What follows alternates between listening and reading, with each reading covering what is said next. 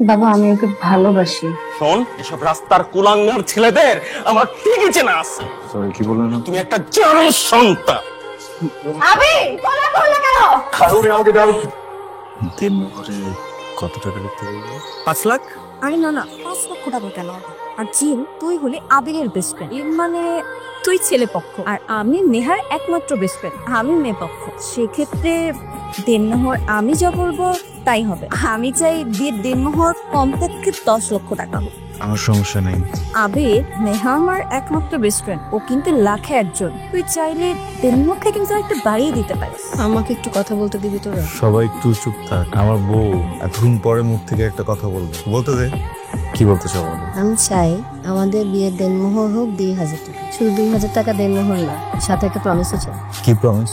প্রতিদিন 5 ওয়াক্ত নামাজ আদায় করতে হবে। কি পারবে প্রমিস করতে? ইনশাআল্লাহ পারবো। নেহা, তোর মা মারা গেছে, তোর কারণে আমি আর বিয়ে করি নাই। আর তুই শেষমেশ আবিরের বিয়ে করে আমার সামনে হাজির হইতি। বাবা আমি ওকে ভালোবাসি। আমি নয় একবার না করছিলাম আবিরকে, কিন্তু তুই তো পারতি না। দেখো বাবা, যা হওয়ার তা তো হয়ে গেছে। এ কি পুতুল খেলা?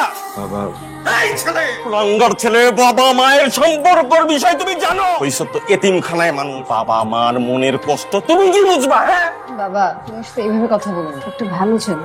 ভালো ছেলে হইছে তো এতিমখানায় মানুষ, না আছে সহায় সম্পদ, না আছে পরিজন। বাবা তোমার মুখে যা আসতেছে তাই বলতেছে। শোন, এসব রাস্তার কুলাঙ্গার ছেলেদের আমার ঠিকই চেনা আছে। সরি, কি বললেন? আমি রাস্তার ছেলে, কুলাঙ্গার? তুমি তো রাস্তার ছেলে, নিজের বাবা মায়ের পরিচয় তুমি জানো? তুমি জানি। আমার বাবা মার পরিচয়ও জানি, তাদের নামও জানি, দেখতে কেমন ছিলেন সেটাও জানি। আমার বাবা মা ডক্টর ছিলেন। আমার বয়স যখন 5 তখন রোড অ্যাক্সিডেন্টে মারা যান। আমার চাচারা এসে বাড়ি দখল দেয়, বাবা মার সম্পত্তি দখল দেয়। আমার উপর অনেক টর্চার করছিল, তখন আমার পাশের বাড়ির একজন আমাকে এতিমখানায় দিয়েছে। এতক্ষণ তোমার সাথে আমি ভালো করে কথা বলতেছিলাম, এবার একেবারে ইন্টেনশনালি বলতেছি, তুমি একটা জানোর সন্তান। আবি তুমি বলা বলা কেন? খারুরে আমাকে দাও। বাবা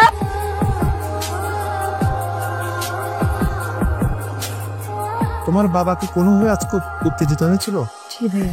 হার্টের পেশেন্ট, তুমি সেটা জানো না? যাই হোক, ওনাকে যতটুকু সম্ভব টেনশন ফ্রি রাখার চেষ্টা করো, আর ওনাকে কোনোভাবেই উত্তেজিত করো না। আমার ছেলে বাড়িতে এসে আমার কলার ধরে টানা হেঁচড়া করছে, সামনে কি হয় কে জানে। ও যদি এই বাড়িতে থাকে আমি বাঁচি না মরি আল্লাহ জানে। আমি কখনো তোর কাছে কিছু চাই নাই রে মা, আমি তোর একটু অনুরোধ করি না, ভুল যা করা করছিল না, তোর জীবন থেকে করে একেবারে আছে কোনের মুক্ত ত্যাগ করে দেবো। শান্ত হো বাবা তুমি। আমি ওকে বলে দিচ্ছি আমার জীবন থেকে সারা জীবনের জন্য চলে যেতে। ওর সাথে আমার আর কোনো সম্পর্ক নেই। প্রবলেমটা কোথায়? এতিম বলে কি মানুষ মনে হয় না নাকি? সবাই গেলে পাত্র বাপ মা খোঁজে। এতিমরা কি মানুষ না? আমরা কি আমি এতিম বানাইছি? আমার বাপ মাটা যদি থাকতো এই অবস্থাটা হইতো না।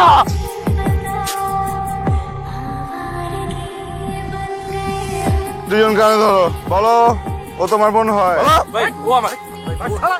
হ্যাঁ, এই মেয়েটা এই ছেলের সাথে প্রেম করতেছে, ছেলেটাকে 2 বার ছ্যাক দিবে। ওর সারা শরীরে তো মদের গন্ধ আসতেছে। স্বাভাবিক, মদ খাইছি, পারফিউমের গন্ধ আসবে নাকি? আজব।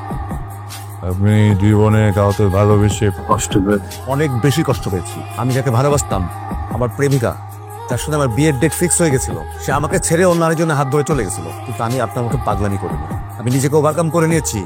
এখন আমার পজিশন দেখেন, আমার প্রেমিকা আমাকে দেখে এখন জেলাস ফিল করে। আপনি কি করছেন? ভালোবাসার বিচে যখন তলেই যাবে, তখন যদি বাস্তবতা সে আপনাকে হিট করে, ওই যে বললাম না, কলিজা পুরো বারবিকিউ হয়ে যাবে। ভালোবাসা এমনি পরে, আকাশ থেকে পরে, টুপ করে পরে, আর মানুষ হাঁটে আর পিছলে পড়ে যায়, বারবার আসে আর বারবার পড়ে যায়। পড়ে গেলে কি হয়? মানুষ পড়েই থাকে, ওঠে না। এ আপনার বন্ধু না? জাননি জানি যে বোঝান। দেখ আপির, তোর একটা চিরন্তন সত্য কথা বলি, তুই যতই ভালোবাসার মানুষ হস না কেন, কোনো বাবার কলার যদি তার সন্তানের সামনে কেউ ধরে, তার সন্তানটা যেভাবে রিয়াক্ট করতো, নেওয়াও ঠিক সেইভাবে রিয়াক্ট করছে, আমিও ঠিক সেইভাবে রিয়াক্ট করতাম, তোর ধাপ করে দিতাম। জীবন থেকে নিয়ে গেছে, জীবনে গেছে, এইসবগুলোর এক কথাও কবি না। শোন আবির, আরো একটা কথা কই তোরে, শোনা, তোরে প্রতি মাসে স্যালারি কে দেয় জানোস? আমি না, নেহা। নেহা চাইলে নেহার বাবার বইলে সবকিছু ঠিক করতে পারতো, কিন্তু তোর জন্য করতে পারে নাই। কারণ কি জানোস? তুই সাপোর্টিভ না, তুই হরলিক্স খাওয়ায় ব্যস্ত ছিলি। নেহা আজকেও তোর জন্য করছে। কেমনে জানোস? এই যে থানায় যে গেছিলি, থানায় যাওয়ার পরেও তুই জামায়াত কেন খাইলি না? Because of Neha. নেহা বিয়ের আগে তোর কাছে কিচ্ছু চাই না, জাস্ট একটা প্রমিস চাইছিল। প্রমিসের কথা কি মনে আছে তোর? তুই তো হরলিক্সের ভিতরে চলে গেছস। কারে কি বুঝাইতেছি আমি? দেখ মা, আমি তোকে বকাঝকা করতে আসি না যে তুই কেন আবিরের জন্য এত কিছু করলি। তাহলে কেন এসেছো বাবা? আমি না একটা জেদের মধ্যে ছিলাম, বুঝছিস? আমি বুঝলাম যে আমি আসলে মুরব্বীর ভূমিকায় নাই, আমি আমার নিজের জেদের মধ্যে আছি। দেখ মা, আবির আর তোর সাথে তালাক হয়নি, তার মানে আবির আমার মেয়ের জামাই আর তোর হাজব্যান্ড। আমি এখন বুঝতে পারছি যে আবির খুব ভালো ছেলে, ওর জন্য আমার খুব খারাপ লাগছে। শোন মা, তুই আমাকে ক্ষমা করে দে। আমিও সরি, আমিও তোমাকে অনেক কষ্ট দিয়েছি। যা হয়েছে হয়েছে, তুই এক কাজ কর, এখনই আবিরের কাছে যা, যে বল যে ওকে আমি মেনে নিয়েছি। এটা কোথায় নিয়ে আসলে জিম? এটা তো এতিমখানা। হ্যাঁ, এতিমখানা। ভিতরে যাবো স্যার।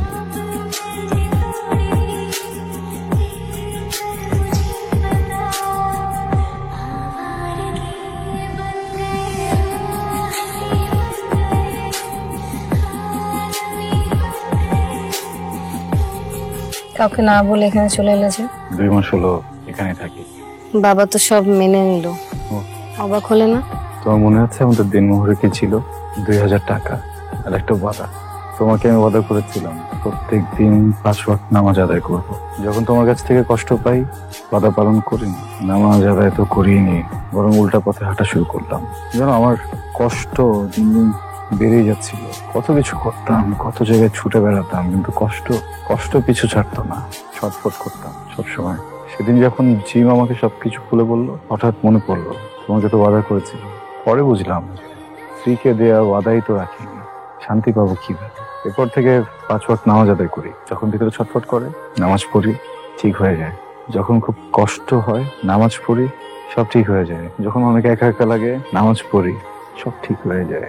দেরিতে হলেও নামাজ ধরলে তাহলে। আমাদের বৈবাহিক সম্পর্ককে আল্লাহর নিকট বৈধতা দেওয়ার জন্য ওয়াদা তো রাখতে হতো, তাই না? আমাদের ভিত্তি তো ঠিক থাকতো না।